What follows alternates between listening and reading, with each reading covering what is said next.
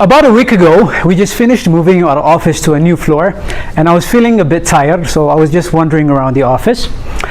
And all of a sudden, I hear a knock on the door.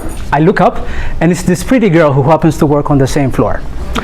So fellas, when a pretty girl knocks on your door, what do? You open the door for her, that's right. So she came by to borrow some stuff, so I let her in, and we started having a conversation.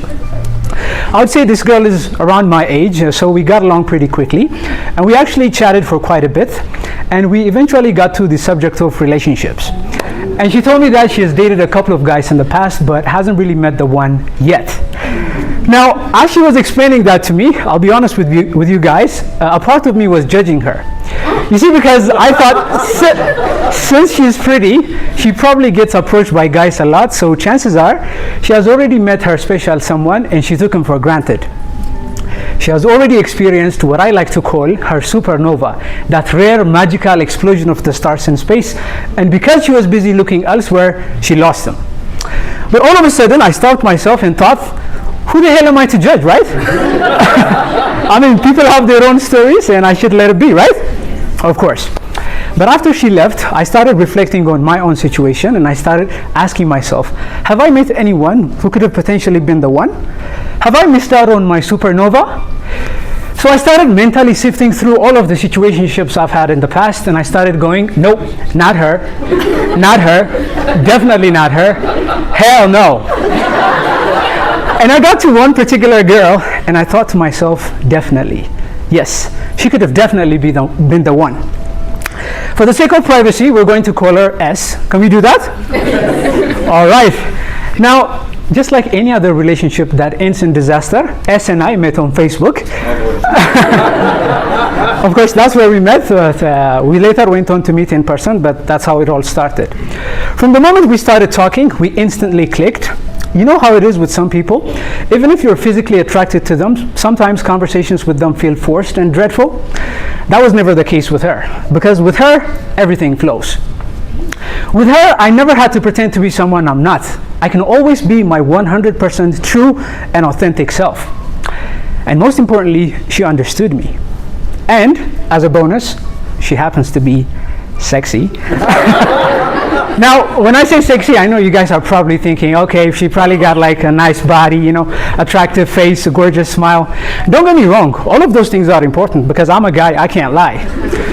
But that's not what sexy means to me. You see, sexy in my book is a woman with whom you can have an intellectual conversation with. As a matter of fact, one of the fondest memories I have of college is the late night conversations I used to have with her. You know, as hard as it may be for you guys to believe, I used to be a little bit of a loner back in college. Of course, I had friends, but I spent a lot of time alone. So very often, I would walk around the quiet corners of the college compound and sometimes sit under an abandoned building, and we'd have hours-long conversations with her. I'm talking 5-6 hours long. We would talk about anything and everything. You know, sometimes I would even sing or rap for her. I know, I used to be such an idiot back then.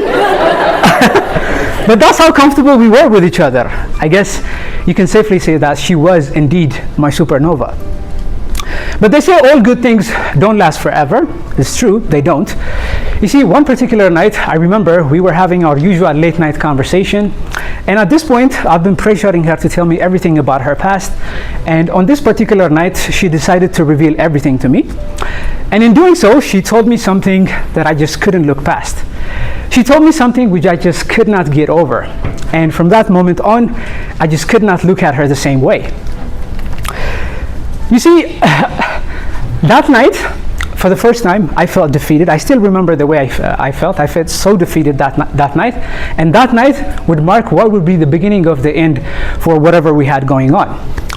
A few years later, after we parted ways, I was watching a movie titled Before Sunset. Some of you guys may have already seen that. It's a movie about a young couple who met when they were young, had a strong connection, but didn't really pursue anything. They would later meet years later at an event, and they were having a conversation of what could have been. And in that movie, there's a particular scene where the lead actress says something like, you know, when you're young, you tend to believe that there will be many people with whom you connect with. Later in life, you realize that it only happens a few times. You know, as soon as I heard those lines, I thought, wow, those are really powerful words.